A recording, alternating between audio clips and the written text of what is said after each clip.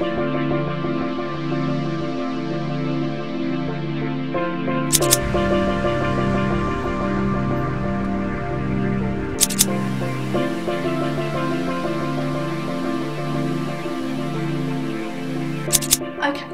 so there are basically two ways to grow a business.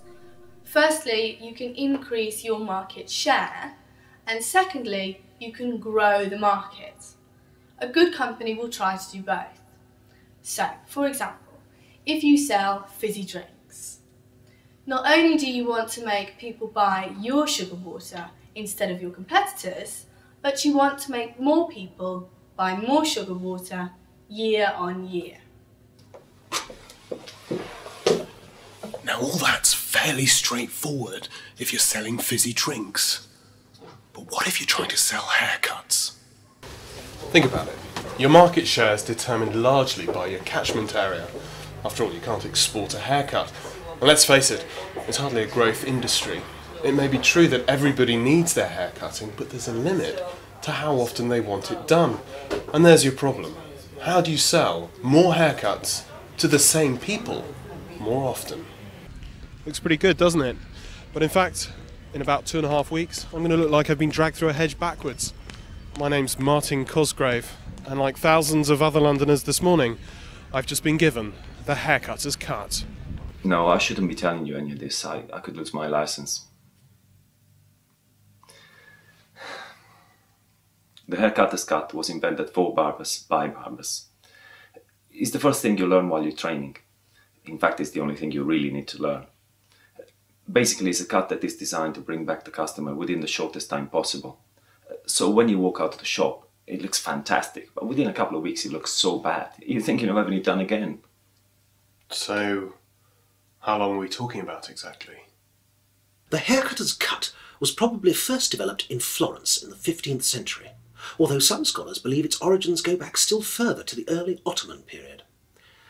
Either way, it spread quickly through the secret haircutters' guilds of Europe, until by the early 16th century it was available in every major town from Lisbon to Moscow. Now, over time, the cut has been refined, so that whereas a 16th century cut would have lasted you 6 weeks, by the 18th century this had been shortened to under a month, despite the damage done to the trade by the popularity of wigs. The industrial age permitted still further reductions, so that in 1856 we find Dickens complaining of having to visit his barber once every 3.5 weeks. 20th century improvements in skill and technology have whittled down the life of a cut to little more than a fortnight, and it is safe to predict that the juggernaut of progress will continue to roll forward. Do you mind me asking when you last had your hair cut? I do it myself. But most people prefer to go to somebody who knows what they're doing.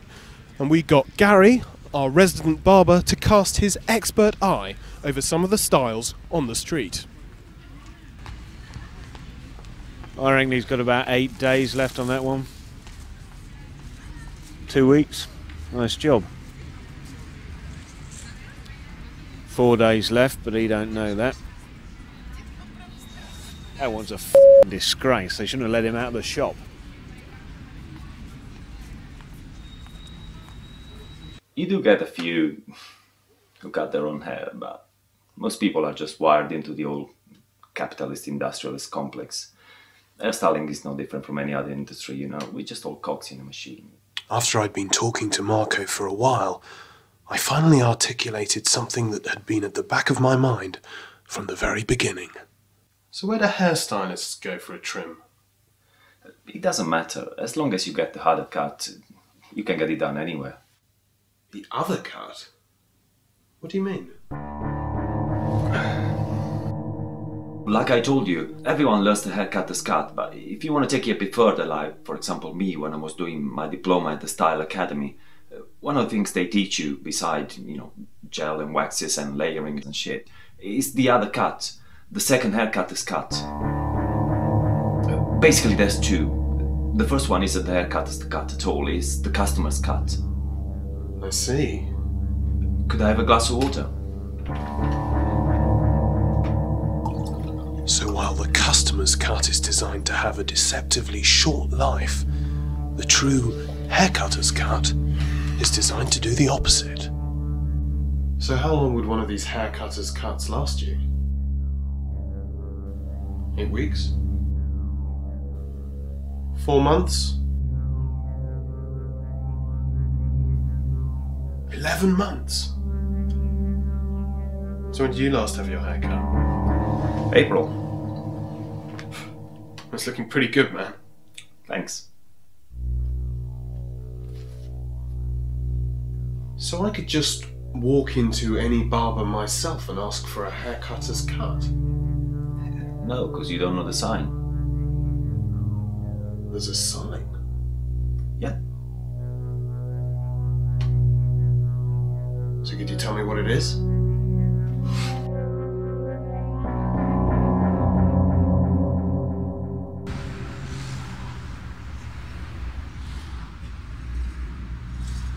So, armed with Marco's inside information, I'm about to go into ID's unisex salon and try to get myself a haircutter's cut.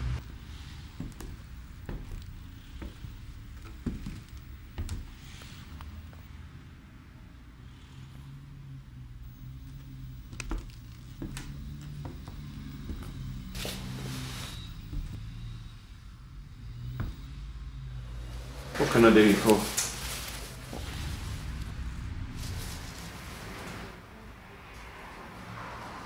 Short back and sides, please.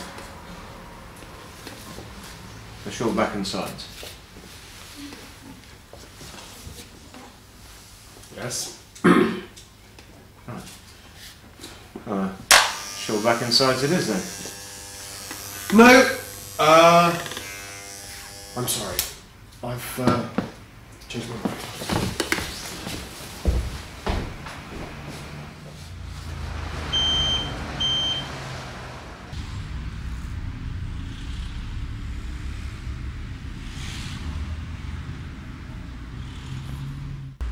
Next stop, Michael's. Second time lucky, perhaps?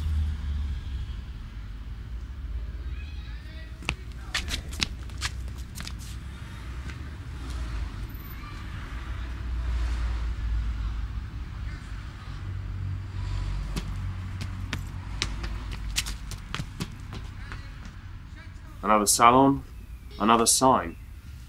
But this time, it seemed to have worked.